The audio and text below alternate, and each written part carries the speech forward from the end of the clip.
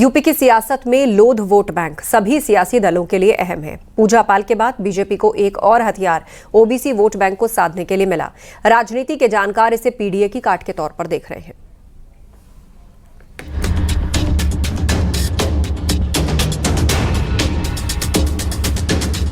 PDA की काट के लिए बीजेपी ने बड़ा सियासी दांव चला है। साल 2017 में यूपी में बीजेपी ने विधानसभा की रिकॉर्ड 325 सीटें जीती थी। 2014 और 17 का बीजेपी का फॉर्मूला छोटी जातियों को लामबंद करने का था। 2027 के लिए बीजेपी लोध वोट बैंक साधने की तैयारी में है। पूजा पाल के बाद में बीजेपी ने विपक्ष के पीडीए फॉर्मूले को ध्वस्त करने के लिए लोध वोट बैंक पर नजर है। बीजेपी ने लखनऊ से लेकर रुहेलखंड तक मेगा कार्यक्रम आयोजित किए हैं। लखनऊ में अखिलेश यादव के कार्यक्रम से पहले सीएम योगी अवंतीबाई लोधी को श्रद्धांजलि देने पहुंचे। दोनों डिप्टी सीएम और यूपी बीजेपी अध्यक्ष भूपेंद्र चौधरी ने अवंतीबाई लोधी के जन्मदिन के मौके पर अवंतीबाई की प्रतिमा का अनावरण किया।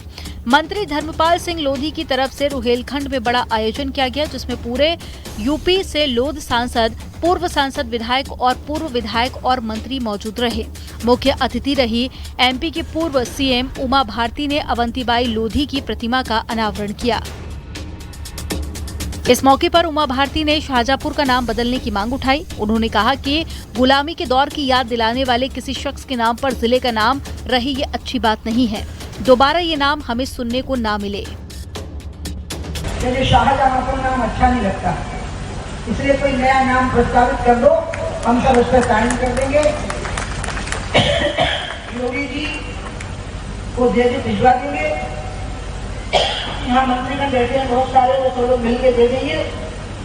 कोई सांस्कृतिक अधिष्ठान वाला, कोई धार्मिक अधिष्ठान वाला, कोई स्वतंत्रता में योगदान देने वाला किसी एक व्यक्ति के नाम पर कर दो। उस व्यक्ति के नाम पे मत करो जो हमें गुलामी के दौर की याद दिलाता है। यूपी की सियासत में लोध वोट बैंक सभी सियासी दलों के लिए अहम है। पूजा पाल के बाद में बीजेपी और एक और हथियार ओबीसी वोट बैंक को साधने के लिए मिला है। राजनीति के जानकार इसे पीडीए की काट के तौर पर देख रहे हैं। पूजा पाल यदि पार्टी के लाइन के खिलाफ बोली तो उनको निकालने का अधिकार है। पार्टी ने निकाला, ये उनका अपना निर्णय है। लेकिन उसके बाद जिन ढंग से भाषा का इस्तेमाल किया गया, जिन शब्दों का इस्तेमाल किया गया, जो गाली गलौज की गई, जो अपमानित किया गया, इसका बहुत गहरा असर समाज में गया है। और इस तरह तो पीडीए जो है बिखर जाएगा। पीडीए कोई मतलब नहीं बचेगा कि किसी महिला को आप गाली देंगे, वो भी उसी पीडीए समाज से आती है। यूपी में लोध बिरादरी करीब 5% है।